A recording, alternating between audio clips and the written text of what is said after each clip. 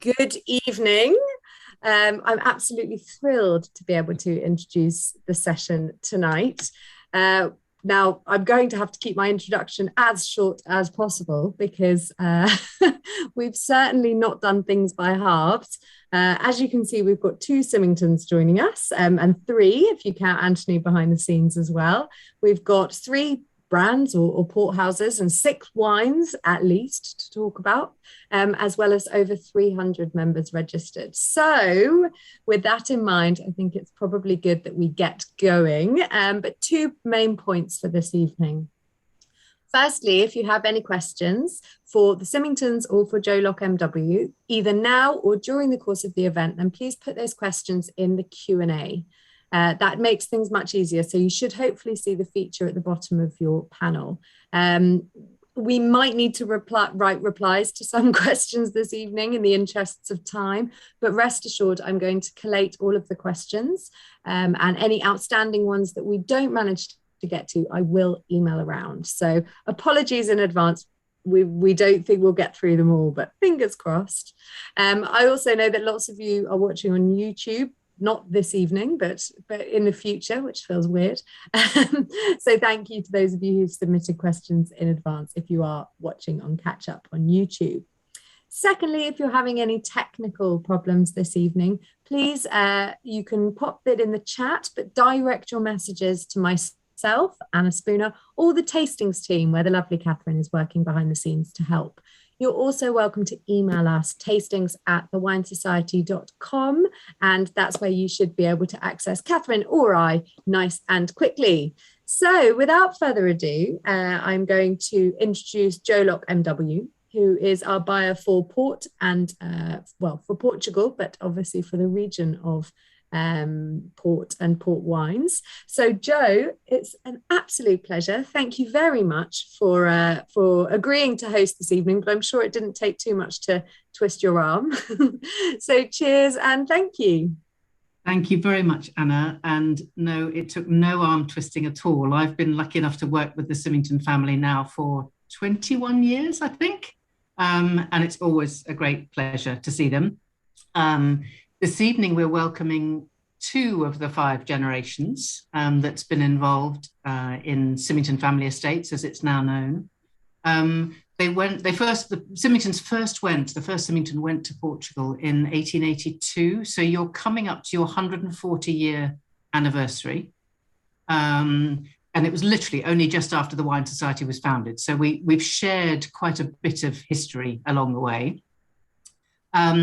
Harry, you have joined more recently, taking over responsibility for vintage ports, which is quite a responsibility. You took over from your uncle Dominic, I think, yes, if I remember rightly.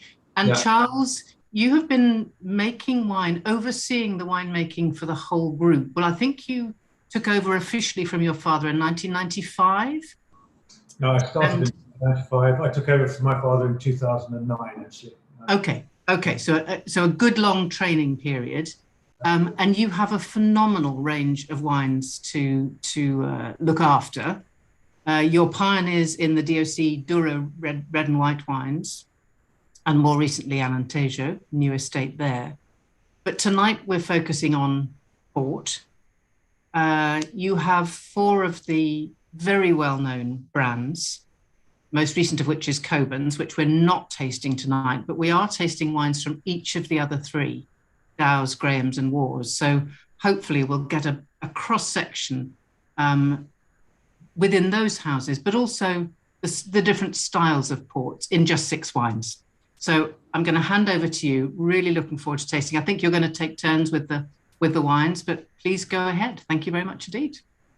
Thanks very much, Joe, and hello to everyone watching. I hope you've all got your tasting kits in front of you. We're very excited to present our six ports to you this evening. So as Joe very kindly introduced us, I'm Harry. I'm a member of the fifth generation of our family to produce wine in Portugal. We have been producing wine in Portugal since 1882, when my great-great-grandfather, Andrew James Symington, came out to Porto as an 18-year-old boy. Today, there are 10 members of the Symington family working side by side in the 4th and 5th generations, mostly getting along, I would say. We farm 26 estates in the Douro Valley and are the largest, we farm the largest area of organic vineyard in the north of Portugal. As Joe said, we produce Graham's, Coburn's, Dow's and Warre's ports, and we also produce Douro DOC wines and still wines in other regions too, notably the Alentejo. Our objectives as a family are we prioritize quality, we think long term, and we look after our land, and we're constantly adapting, like previous generations have done, to new realities. And every generation of our family has had to adapt and keep an eye on the future. And our generation today is faced with very real, very urgent environmental challenges. And our aim is to use the heritage and creativity of those that came before us to continue to produce exceptional wines and ports that preserve the uniqueness of the regions where we work and contribute to a positive future in our regions. I'm going to hand over to Charles to talk a little bit about the realities of making wine in the Douro before we get into the tasting. Well, good evening to everybody. It's great to see that there's so many of you joining this tasting today. And I'm just going to ask you to hold off just for another couple of minutes while I take you through a little bit of what port is about and where it's from. So the port is from the Douro Valley in northern Portugal. It starts on the region starts on the Spanish border and goes from east to west to about 80 kilometers from the coast, from the city of Oporto. So the region is the oldest demarcated wine region in the world. It was demarcated in 1756. So a very historic area, and it's a stunning part of the world, and it's quite unique through its mountainside viticulture. It's by far the largest mountainside viticulture region in the world, with about 43,000 hectares of mountainside vineyard. The vineyard itself has been classified as a UNESCO protected area due to the extraordinary terraces and the schist walls that have been built over the centuries to sustain the earth to plant vineyards. So it is quite an extraordinary area. I strongly recommend you visit it. It's probably one of the most beautiful wine regions in the world. And I'm not biased at all, but it is actually. And so it is quite an extraordinary place. The vineyards are planted on the hillside, starting at the river at about 100 meters above sea level, up to about 600 meters. So there's a huge variety of sort of microclimates, and because vineyards are planted a bit like contour lines along the side of the mountain, the number of exposures and microclimates due to the altitude and different facings on either side of the river and on the curves of the actual vineyards. It's an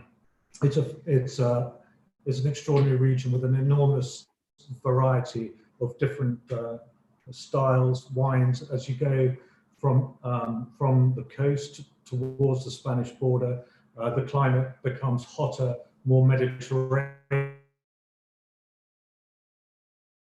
And so what is a region generally, which is hot and pretty dry?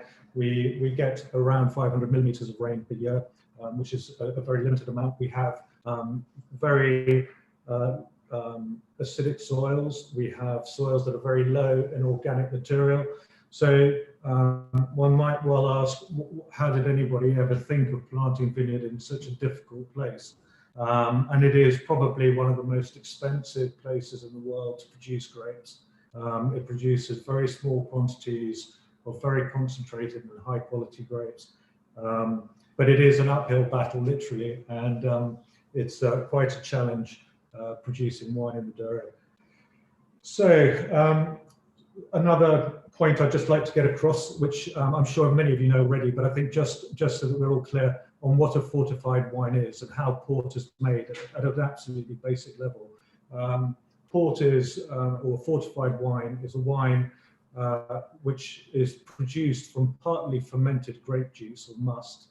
So the must starts to ferment and will produce about 5 or 6% of alcohol in the fermentation, after which brandy at 77% is added to the fermenting must, and this stops the fermentation.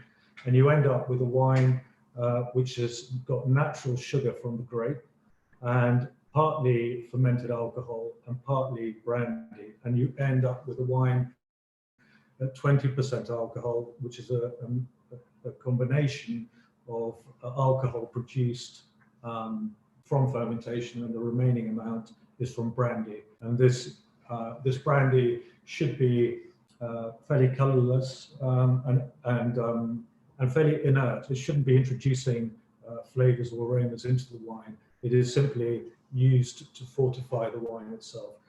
So at a very basic level, that is how fortified wines are produced. And so the sugar, or the sweetness that you have in port, is the natural sugar from the grape. So without going into too much more detail on that, I think I'll pass over to Harry now, who's going to speak to you a little about the Graham White. Fantastic, thanks, Charles. So we're going to taste Graham's Fine White, but before we do, just one little bit of context to the Graham as a brand. Graham's port was founded in 1820 by two brothers. The story of Graham's is really a story of two families, the Grahams and the Symingtons. Because in 1882, when my great-great-grandfather came out to Portugal, he actually started working at Graham's. He left a few years later, but his grandsons acquired Graham's Port in 1970. And over the last 50 years, our objective has been to continue the legacy of excellence that Graham's Port was known for. In terms of the house style, Graham's is known for its very opulent style in its wines, particularly in vintage port. So Graham's Fine White is a sweeter blend than Graham's extra dry. This is as a result of the fermenting must being fermented for a shorter period of time to preserve the natural sugars in the fruit. So that comes up quite strongly when you're tasting the wine.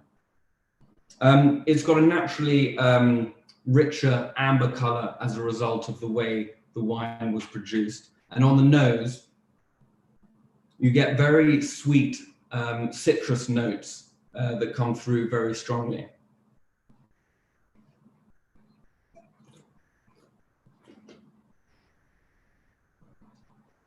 On the palate, you get wonderful flavors of honey and almonds, and a great balance of freshness, which is particularly important. If you didn't have that balance of freshness, you'd be left with quite a lot of the sweetness that comes through from the wine. So it's a beautifully elegant, it's a beautifully delicate wine where you've got that sort of those honey flavors, and then the freshness that clears your palate that comes through from the acidity.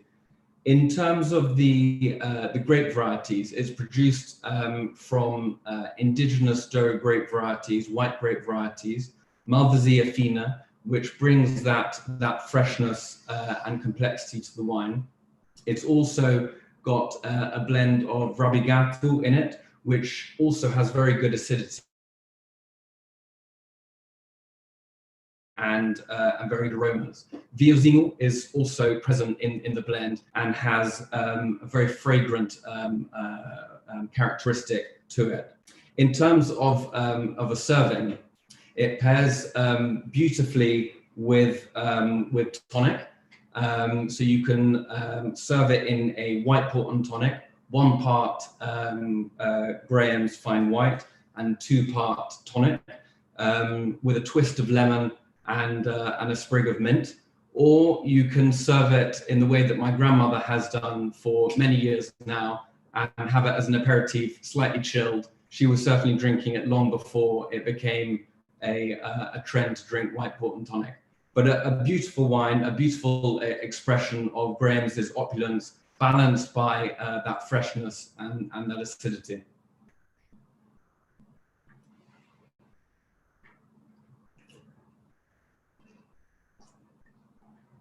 you have any comments on that?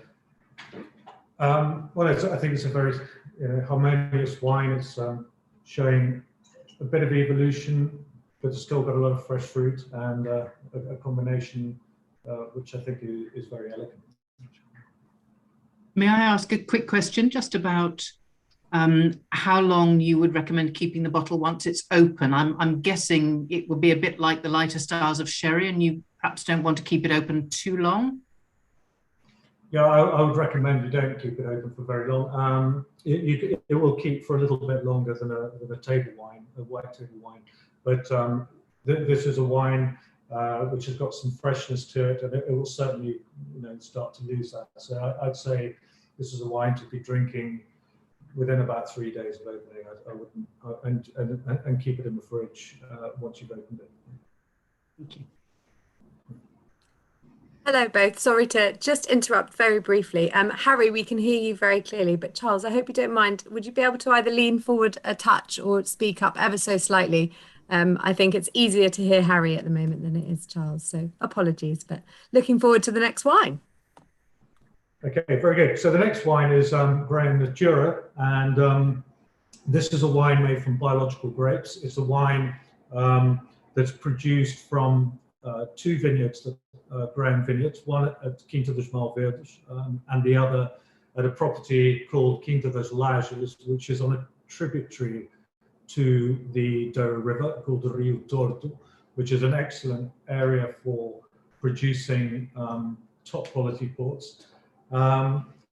And we have now been producing biological wines, ports since the end of the last century. So this is something we've been looking at for a very long time now. The question of sustainability and our concern for the environment is something that we have had for a very long time as a family, and as farmers, we've been quite aware of the fact that one has to be careful with our environment and try and keep it in equilibrium as far as possible.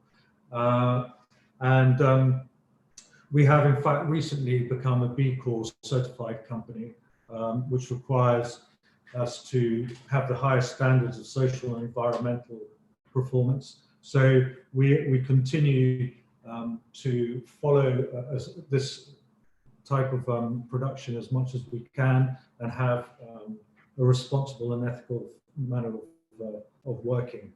Now, biological vineyards are interesting in so much that they do find their own equilibrium there. When you move into biological farming, the vineyards themselves do change in the way they behave.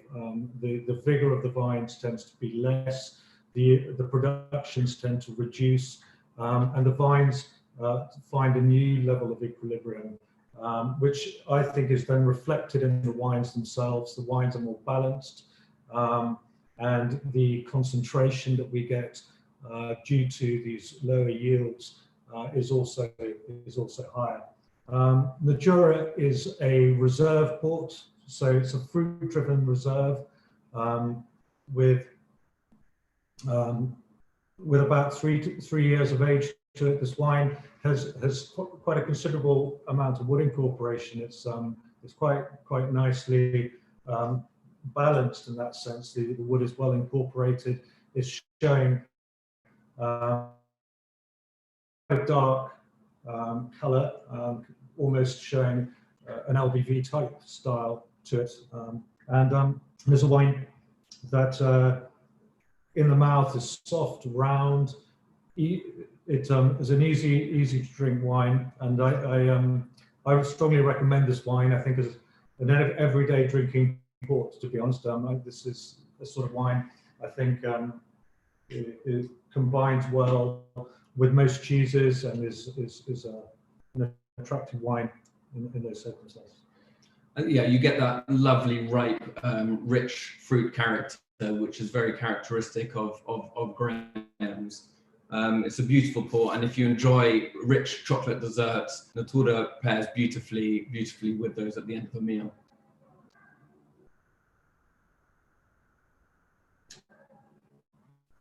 That's a good point, actually. I like the fact that it's a wine that can work for both dessert courses and cheese, because sometimes I think port gets missed off the menu. Sometimes pudding would take over, so it's quite nice to think that it can cover both. And I must admit, one of the things I really like about this wine is that it's very easy to drink. It's very soft and smooth, but it's got a bit of complexity. It's not just fruit, you know, and I really appreciate that in the wine. I think it's cracking value. Yeah. So thank you. And the fruit character, I think you can enjoy the fruit character again to come back to this freshness, because your palate is cleansed by the freshness that comes across your tongue. Mm-hmm. So you're able to enjoy that, which is another reason why it pairs so beautifully with quite rich chocolate desserts. And while we're on the topic of how long to keep a bottle open for, we would recommend that the Natura, once you've opened it, it will keep for around 4 to 6 weeks. Okay. And that's as a result of the aging. So it's had an element of contact with the air, which means that it will keep for a little bit longer than, say, a vintage port once it's open. Great. Okay, so now moving on to our third wine, Dow's 10-year-old Tawny. Dow's is a phenomenal port house with a very rich history, and it's the wines are produced from 2 principal quintas.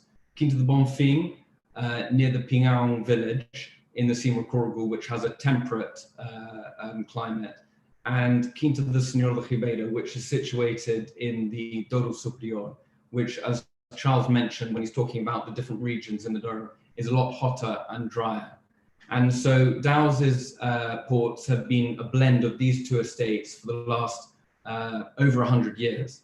And they're particularly close to our family because Andrew James Symington, who was the first Symington to arrive in Portugal, these were the first estates that he started farming in 1912. So 5 generations of our family has farmed these 2 estates, and they've contributed to phenomenal Dow's ports, as well as exceptional Dow's vintage ports for over a century. So Dow's 10-year-old Tawny port is a blend of wines that have aged in cask for an average of 10 years. Over this period of time, the wines are subjected to a gradual transformation through contact with the wood and through the air. So there's an element of evaporation, and there's an element of concentration. In fact, this wine, the Dow's 10-year-old, will have lost around 25% of the original volume due to evaporation. And what's happening is the flavors are being concentrated in the cask to produce what you have in the glass in front of you. And Dow's Tawny ports have a very unique identity, because we age our Tawny ports, our Dow's Tawny ports, in cask, which is around 550 litres, as well as larger oak balsailes, larger vats, which hold around 5,000 to 10,000 litres of wine. And what this does is it preserves the natural, the original fruit character of the wine, whilst also getting a balance of the nuttiness from aging in wood. Combine that with Dow's hallmark drier style, you really have quite a unique Tawny port, which balances that fruit character with a drier finish. So looking at the color, it's a little bit darker than you would imagine for a 10-year-old Tawny port. It's got a sort of reddy brown color, sort of russet color. On the nose, you get wonderful red cherry notes. You get notes of toffee.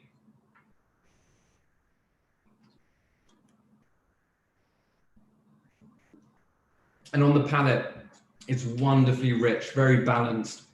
And you get Dow's classic peppery spice coming through. And again, freshness to cleanse the palate.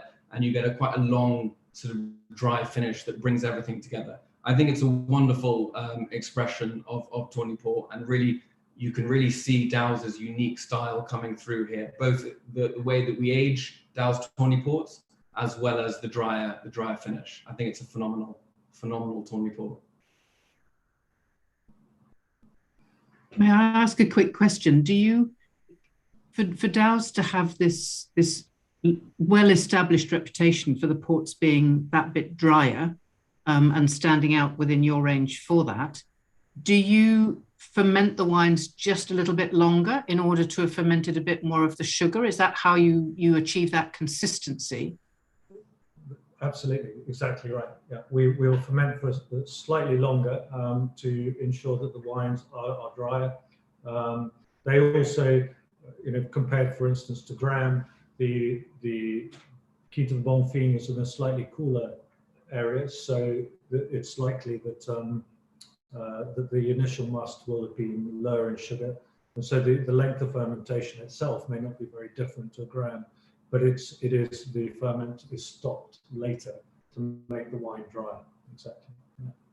The other thing to note is that we have the last in-house cooperage in the port trade. So all of our casks are maintained by our team of coopers, who are managed by the cellar master, and between the coopers, the cellar master, and Charles as the master blender, they are all responsible for aging these wines in our cellars, looking after them, accompanying their aging, and ensuring that when it comes to aged Tawnies, that you have that singular identity for Dow and Graham. We'll get onto that next. And Joe, I know you mentioned before earlier Colheita's single harvest Tawnies. We also age our single harvest Tawnies in exactly the same way in seasoned oak casks, and it's the responsibility of the coopers, the cellar master, and Charles as the master blender to accompany these wines, see how they're aging before deciding when to bottle them, and also which blends to put them into when it comes to aged Tawnies. So Tawnies with a year against them, 10, 20, 30, 40-year-old. Okay, moving on to Graham's 20-year-old. Yeah. So as we were saying earlier, Graham is a sweeter style than Dow, quite a lot sweeter actually, and tends to be softer, more velvety, and perhaps slightly more concentrated. The Dow wines tend to be drier, and which gives them a slightly more austere palate, which gives it a very long, fine finish. The Graham is sweeter, more generous, if you like, in the mouth, silkier, so that the styles are different in that sense, and it depends really what you prefer. I like alternating amongst them, but whichever is the style you like most. Now, aged Tawnies are wines really that are made in the cellar, and particularly a 20-year-old Tawny is a wine that is really showing principally secondary aging characteristics. The primary characteristics of the wine from the fruit that it was produced from have largely transformed into these intense aromas that you're getting in this 20-year-old, which are very typically nutty. They've got a sort of Christmas cake, spice, honey, bit of caramel. There's all sorts of different aromas coming through on the nose. This has got quite a lot of complexity to it after 20 years, and it's hard to pinpoint any one. There's a lot going on, and this wine is really the result of 20 years in barrel, which brings about a evaporation along the years of about 2% per year. So nearly 40% of this wine will have disappeared in evaporation over the last 20 years. The wines become more concentrated, they become sweeter. The composition of the wine, however, becomes more concentrated in all its aspects. So the acidity and the sweetness are concentrating in equal amounts, and so the balance of the wine over time is maintained, but the intensity is increased. And so you can see between the 10 and 20 that are in front of you at the moment that the 20-year-old has a considerably more intense, the mouth is sweeter, not only because it's Graham, but because of the actual process itself brings about wines that are more the concentration is bringing about a sweeter wine overall. So this is a wonderful wine. It's a wine again that is blended in a house style. So my job is to ensure that although the components that make up this wine go on changing with time, so the components will finish, and I'll be introducing new components of aged wines into the blend. If I'm doing my job well, you won't even know that the components of this blend are different today to what they were 3 years ago. And one of I was going to say, to give an indication, you're working with wines of completely different ages, each for each blend, aren't you? Exactly. But making sure that the house style is exactly the same, which is an extraordinary art. And like Charles said, if he's doing his job correctly, you won't notice the difference between a Graham's 20 now versus a Graham's 20 in a few years' time, because it's balancing those components together. We have a huge stock to choose from to ensure that we can actually blend wines and maintain the style. And so it's in a way it's a bit like painting. You have an enormous sort of palette of colours, and you can use them to produce what you're looking for.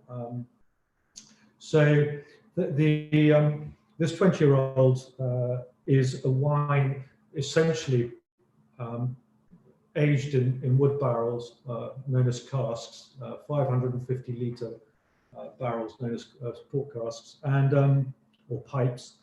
And this is a oxidative process of aging. So the wine is in contact with air throughout its life until the time it's bottled. And this wine is bottled ready for drinking. There's no advantage in my mind, or in fact, I'd say there's no real interest in aging this wine in bottle. It should be drunk when you buy it, and it is the result of a particular type of aging process with air.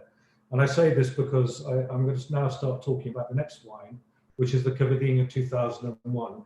And first of all, I'd just like to point out that there are two big groups, or there are two principal types of port. There are ports that are aged with air in an oxidative process, which is the 20-year-old that you have in front of you. And the following wine, the Cavadinha 2001 from Warre, is a wine that's been aged in bottle. And so this wine has been bottled after 2 years and has aged without air for almost an equal period of time to the 20-year-old.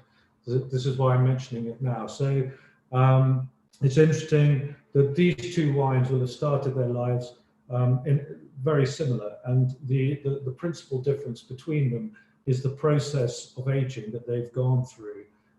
The Cavadinha 2001, having been aged in bottle without air, preserves the fruit and the structure of the wine. The tannin, it's the mouth. It's a much sort of bigger wine in the mouth, much more tannic. And this is, let's say, the principal difference between bottle-aged ports. So it can be vintage port or a single Quinta port, like the one like this Cavadinha 2001, or crusted port, or late bottled vintage. Those wines are aged without air. And just as a general rule of thumb, and I think it's always useful to know this, if you're buying a port that has a cork like this one, a bar top, what we call a bar top cork, it's because the wine that's in the bottle has been prepared, ready to drink. There's no advantage, generally speaking, or in keeping wines that have got this type of cork, and they're wines ready for drinking. So when you buy them, you should drink them as soon as possible. Whereas vintage port and the bottle-aged wines that I'm referring to come with a driven cork, and you require a corkscrew to open them, and they are wines that will generally need decanting unless they're very young. So they will throw a deposit in bottle, require decanting, and are bottle-aged wines with this very much fruit-driven style to them, which isn't really a question of whether one thing is better than the other. In the UK, vintage port does tend to be the top of the pyramid. In other markets, aged Tawnies and Quintas are very much the wines people look for. And really, the point is here that they're both wines of maximum quality. A 20-year-old Tawny port, a wine that will go through a 20-year aging process, is a fantastic wine, and it's equivalent in quality to a vintage port. And in fact, the wine that's this 20-year-old Tawny that's here is a sort of gold marathon winner, because it's got here. There are a lot of wines that will have been bottled off earlier because they simply didn't have the quality or structure to go through this process of aging and still be so attractive after all this time. So two totally different wines, two absolutely top quality wines, and really which one you prefer is entirely up to you.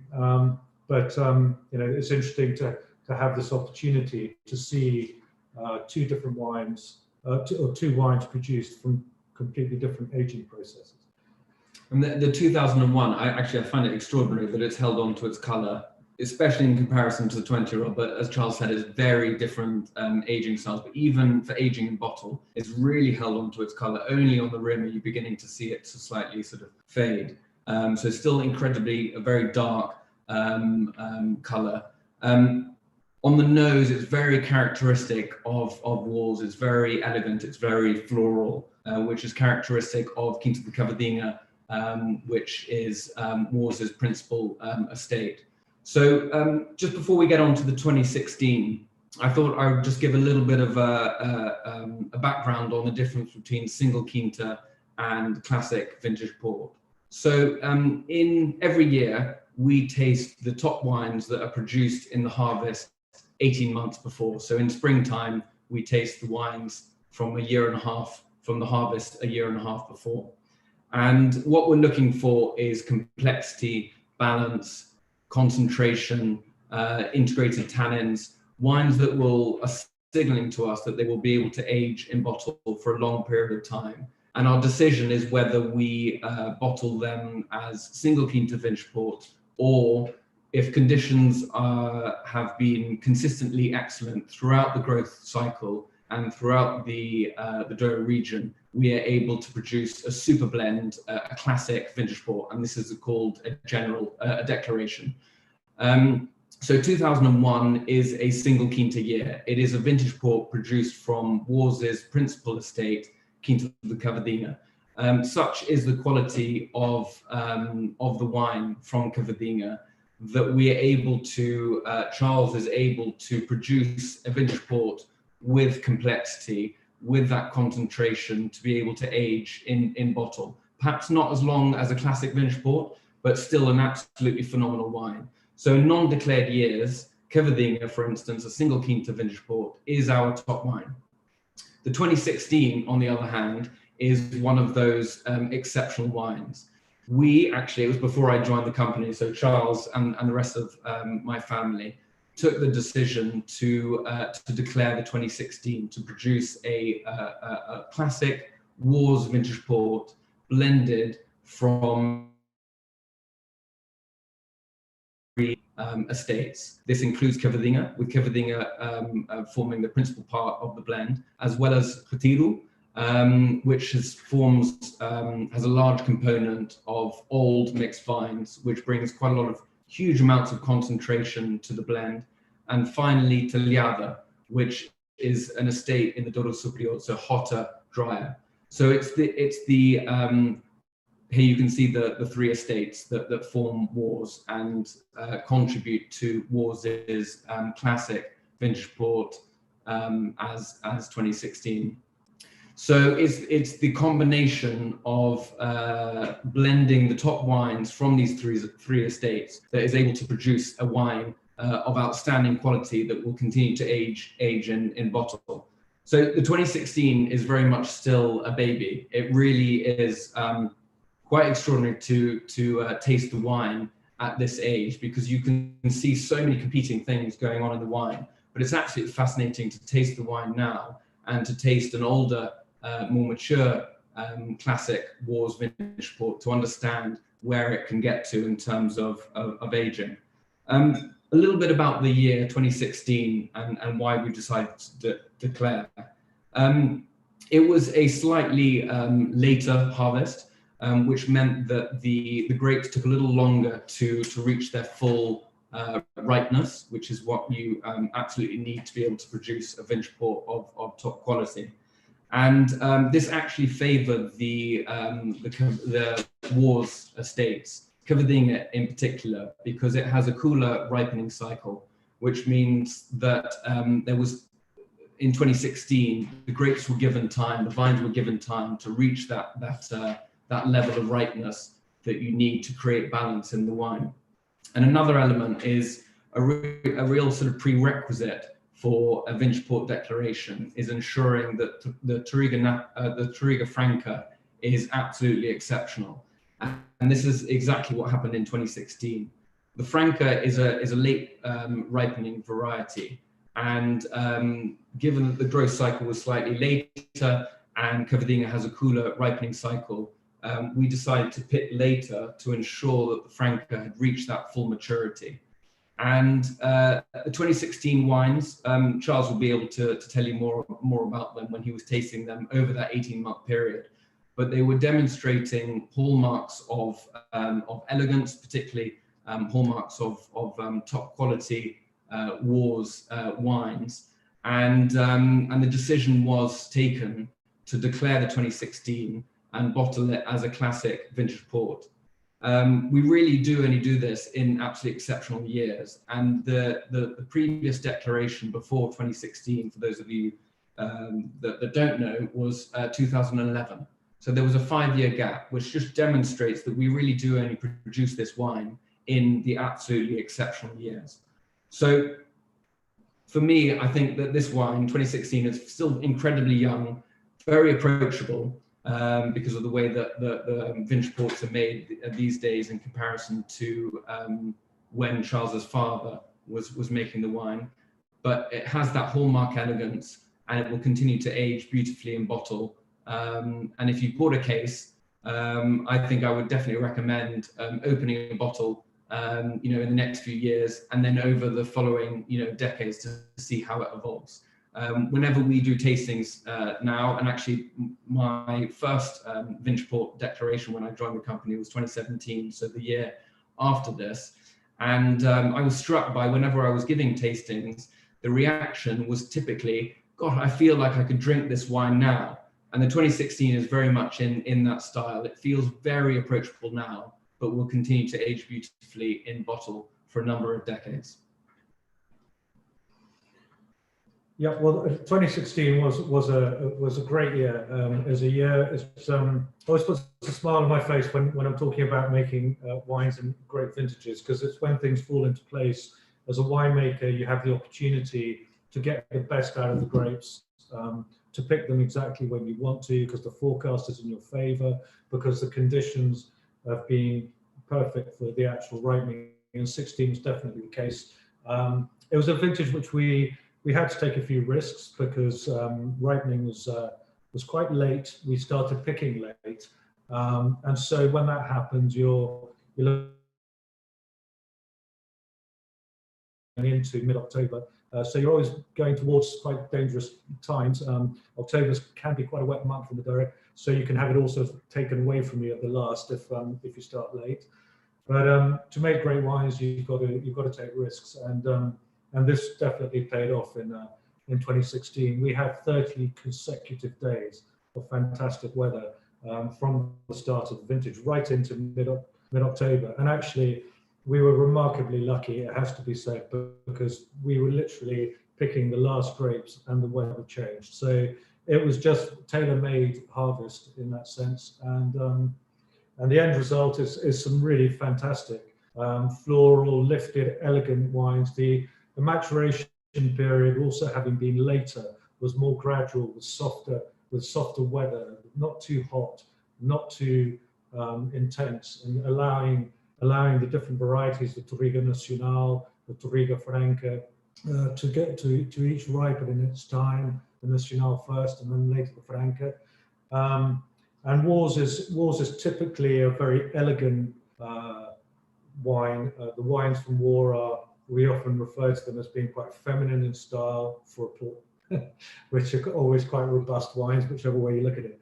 But they do stand out by their finesse and their elegance. The vineyards that produce Warre wines in the higher lying areas, particularly Cavadinha, and Retiro, which is in this tributary, the Rio Torto, is also got a softer climate, giving wines that are more aromatic and with better acidity, giving great balance to the blend.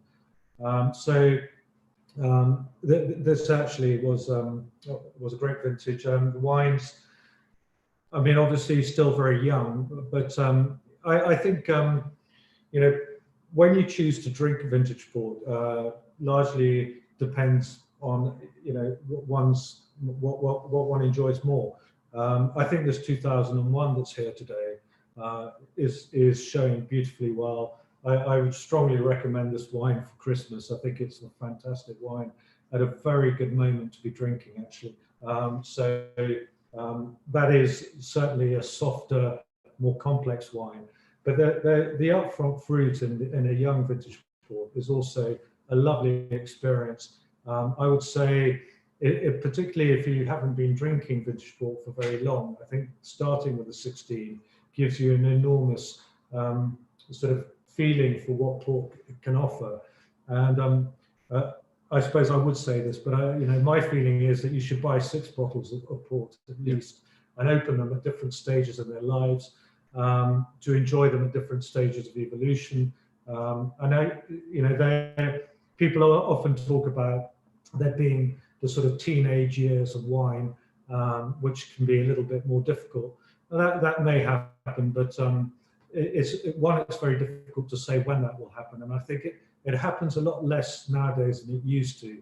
I think the way wines are made today in the Douro, starting with the viticulture, the great improvement that we've made in the vineyards over the last 30 years with the planting of monovarietal vineyards, for instance, which in the past in the Douro, all vineyards were field blends.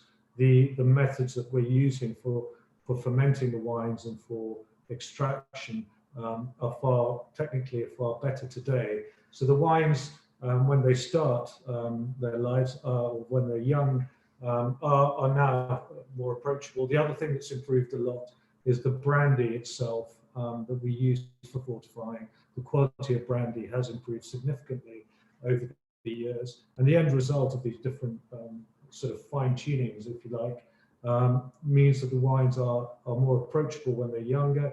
They're also perhaps more lifted fruit and more attractive. So I recommend drinking port at any age, I think.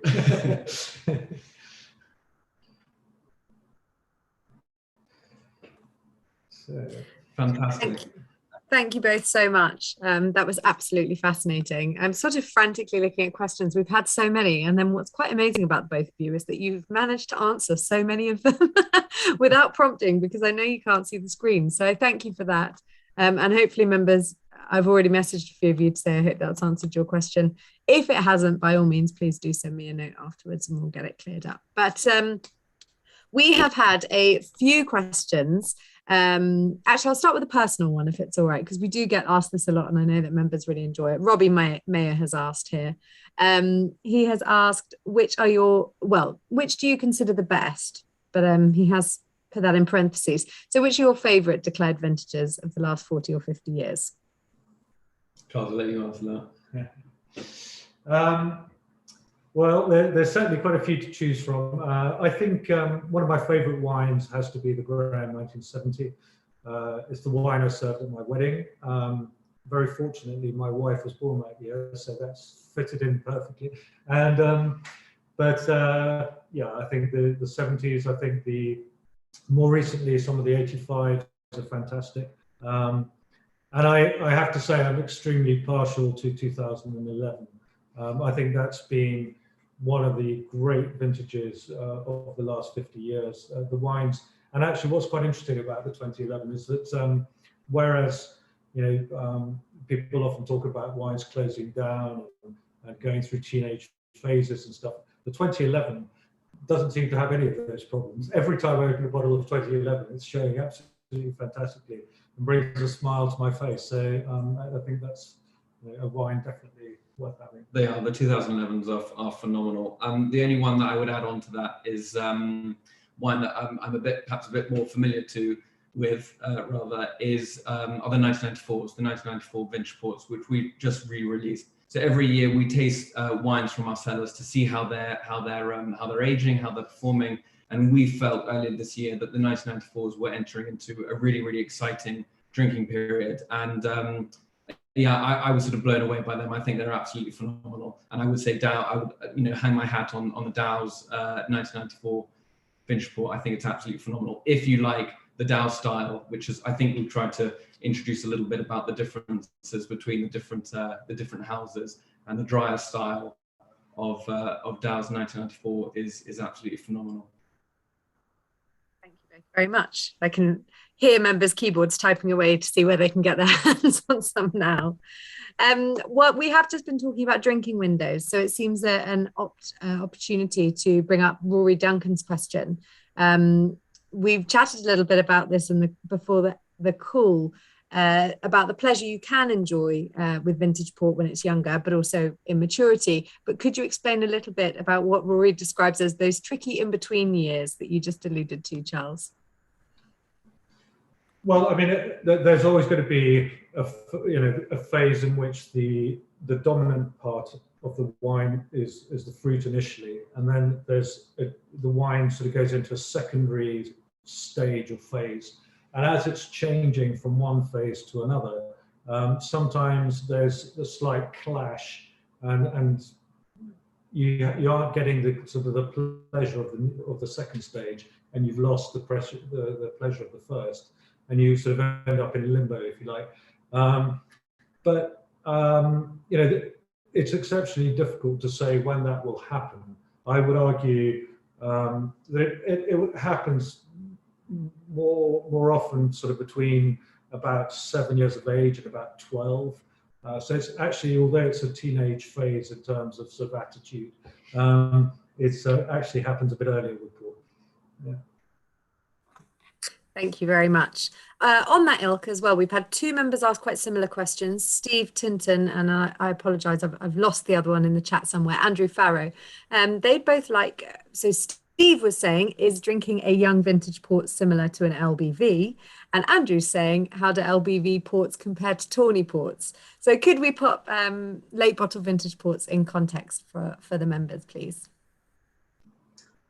Well, I mean, late bottle vintage is a slightly tricky category because there's, if you like, two completely distinct types of late bottle vintage. There's the late bottle vintage initially was a wine which is exactly what it's called. So vintage port is bottled after 2 years and aged in bottle, and the late bottle vintage was bottled after between 4 and 6 years of age. So it'd have a couple more years in wood before going into bottle. This would soften the wine up, the original wine up. So when it went into bottle, it would be more, if you like, advanced, and it would be ready for than vintage port. Now, sort of in the late 80s, there was a new type of LBV created, which was an LBV that was bottled ready for drinking between 4 and 6 years of age. And these two different wines, the large majority of late bottle vintage that you get on the market today is the ready to drink LBV. Some of the few what we call bottle matured LBVs remaining is Warre's bottle matured LBV. So that's the traditional style. And the Graham and the Dow are wines that are ready to drink. So there's, and the rule of thumb I was referring to earlier of the bar top the bar top cork is a clear indication of whether you've bought an LBV that's ready for drinking and is not going to gain very much from being kept in bottle, to the driven cork, which you get in, for instance, the Warre LBV, which is a clear indicator that the wine will gain from aging. Normally LBVs are good after about 10 years in bottle. So normally when they're about 14 years old is like the hot spot for those wines. But they're very much fruit-driven styles. They're wines that are of a vintage port type, so fruit-driven principally. Whereas Tawny, as I was mentioning earlier, between the 20-year-old Graham that you have in front of you and the Cavadinha 2001, that will show you clearly the difference between a Tawny and an LBV. The differences are very similar to the differences between those two wines. So the Tawny is an oxidized wine, as I mentioned earlier, and the vintage or the LBV wines are fruit-driven styles, aged without oxygen, and so maintaining their fruit, being more tannic, and generally bigger wines. And just a note, just to add on that, because I think we've talked about the corks and how long to keep bottles of port open for and all the rest of it. Vintage port, once you've opened it, because it had no contact with the air, we would recommend drinking it within 2 to 3 days. Whereas a late bottled vintage, which has been fined and filtered and ready for drinking, that spent some time in wood, will keep for around 4 to 6 weeks. Thank you very much. May I just add a quick comment on the subject of LBV, because Charles, you alluded to the fact that it is quite complicated using the same term for slightly different styles. I think these days you're all very good at making the difference clear on the label. You do sometimes have to look closely to find it, but very often it will say bottle matured. So that's one thing, is just double check the bottle, because of course the bottle matured wines will ultimately form a deposit. You may like to decant them, whereas those that are bottled ready to drink, you won't need to decant. And then the other thing, just a very general rule of thumb, is that the bottle matured wines will be more expensive because it's ultimately a more premium wine. So if you're looking at two different ones and one looks to be roughly half the price of the other, well, that's going to be the difference. One will be the bottle matured and one will be the ready to drink, give or take. Yeah. Thank you very much, Joe. Right, I'm going to ask quite a broad question, and I apologise, but we have had all sorts of shapes and sizes, quite literally, about your barrels and your oak usage. Now, you mentioned earlier about the cooperage, but do you have do you have sizes that you specifically use for certain wines, or anything special that you're doing with oak to tell members? Well, port goes through a series of different steps as it's being aged for these 10 and 20-year-olds. So when the ports are very young, or when at the beginning, they will be aged in vats. So vats are large sort of wooden vessels that will hold the equivalent of about 40 pipes of wine, often, or about that sort of size on the whole. And the wines will normally age in those sort of vats up until they're about 5 years old. After that, the wine, if it shows that, because if you like, it's a bit of a test to see what the capacity for aging.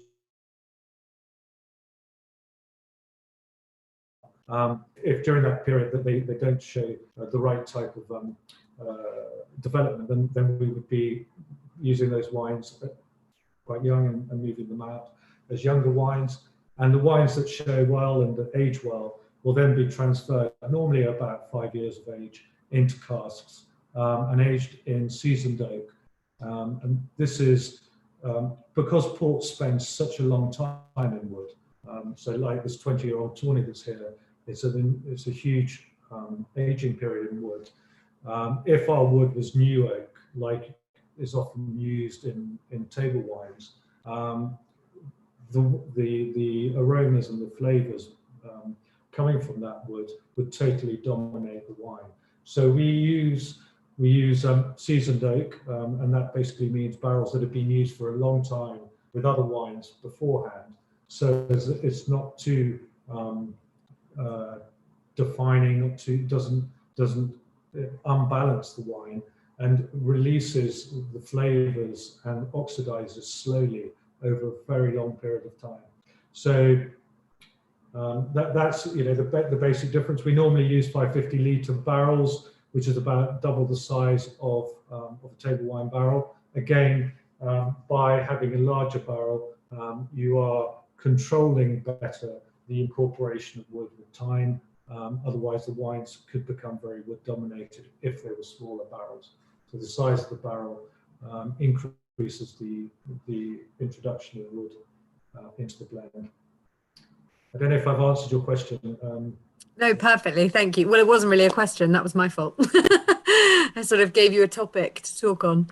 Lovely. Thank you. I hope you don't mind. I'm going to squeeze one more in because it was a lovely question from Carl. And I hope you don't mind, Carl. I'm going to slightly paraphrase it. Carl asked, what has been your biggest challenge adapting to changing wine drinking trends? But I'd like to change the word challenge to opportunity, if that's all right. So what have the opportunities been for obviously you make table wines as well, but for ports, what have been the opportunities in wine drinking trends? So I think what's been really, really exciting to see over the last few years is the emergence of a new generation of port drinker. And I don't mean new generation in terms of age, I just mean new generation of person that has started becoming engaged in port. And this is driven by a number of factors, but principally it is the growth in tourism to Portugal. And so British people, which actually represent the largest proportion of tourists in Portugal, have been coming in large numbers, not just to the Algarve, but coming to Lisbon, coming to Porto, being introduced to port in very different scenarios and settings to what they might have been used to in the UK, which might be smart dinners, it might be Christmas, which are all fantastic times to drink port, but they're being introduced to it in such a way that sort of almost dispelling some of the associations that they might have had with port, and particularly if they hadn't had it before. So I'm talking about having a chilled glass of Tawny, after lunch, a white port, not mixed, as an aperitif, or a white port and tonic as an aperitif. So there have been huge opportunities for us to speak to this audience, and our innovation is directed at them. Where our aim is to encourage this different ways of drinking port, showing port's versatility, and so our innovations are aiming to lead the way. So it's been a really, really exciting time for port because the classic traditional time for drinking port, as a winter warmer in the lead up to Christmas or in winter is fantastic, and we hope that never disappears. But drinking white port in the summer or chilled glass of Tawny port in the summer is fantastic to see that too. So really, really exciting time for port, and you might have seen some of our recent releases try to aim at this new generation of port drinker. Thank you. I think certainly having a chilled glass of Tawny port when my husband and I were in Porto a couple of years ago in gorgeous spring sunshine changed his port world. So he is that new generation. Yeah. I'm going to be so naughty. I'm going to squeeze in one more because I understand that you are recorking the Society's exhibition, Vintage Port. Is that correct? Yeah. Could you really quickly just explain a little bit about recorking, how often you do it, and what the process is? We have had quite a few questions on recorking. Yeah, recorking is something that we evaluate wine by wine. There's no exact rule. The corks may or not have a better capacity to last, if you like. So we will be opening bottles on a yearly basis or every 2 years, depending how old the wine is, to ensure that the wine itself is developing well, and we will look at the corks themselves. But basically, we're likely to be recorking wines about 15 years old, between 15 and 25, depending really how the corks themselves are holding up.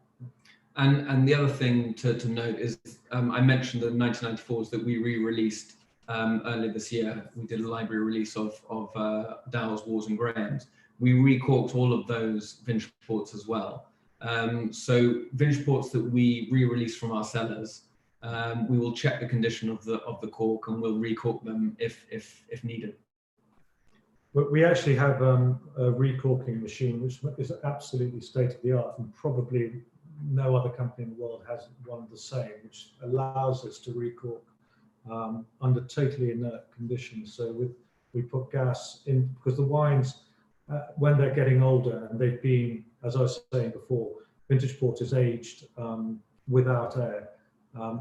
When you recork, it's actually surgically, if you like, quite a delicate operation. And we've managed to develop a machine that was made for us and was actually hugely expensive, to allow us to ensure that there is no air incorporated into the headspace at the time of recorking. Wonderful. Thank you so much, both. Members, we got through as many as we could, but wow, I can't remember an event with so many questions. So thank you to Richard and Anthony, who were behind the scenes as well, answering as much as they could. If we didn't get to them, I apologise. Joe has also suggested, quite rightly, that your websites have fantastic sort of array of information on them. As vintage port site, so the Symington Family Estate website and vintage port site, which I think Catherine is going to pop in the chat. There we go. And also willing to send me an follow-up email tomorrow to you all. So really the best I can do now is hand over, and apologise for running over, but I'm also sort of not sorry. I'm quite delighted, but hand over to Joe for, and thank you, Joe, as well, for all your help, but a huge thank you to Charles. Okay, well, that was absolutely fabulous. I always learn more every time I see you guys, listening to you. It just prompts so many questions, and that's exactly what we've seen from our audience tonight. So sorry that we didn't get to all those questions. We will do our best to answer them. Hopefully many of you will have had them answered more or less. And as I say, these guys' websites are fantastically full of information, so really worth visiting, especially if you want to research a particular subject. But Charles and Harry, thank you so much for giving up your time this evening. It's been great to see you. Thanks for giving us so much information across the styles of port that we've been able to taste this evening. And for those of us who were lucky enough to receive the pack, thank you also for the fabulous map, which I just love. Brilliantly informative, really helps to situate some of the vineyards that you mention. And yeah, thank you so much for your time, and really wish you a restful and happy Christmas, and with those wines resting nicely in the cellars until we can come and visit you. Yeah. Or you come and visit us.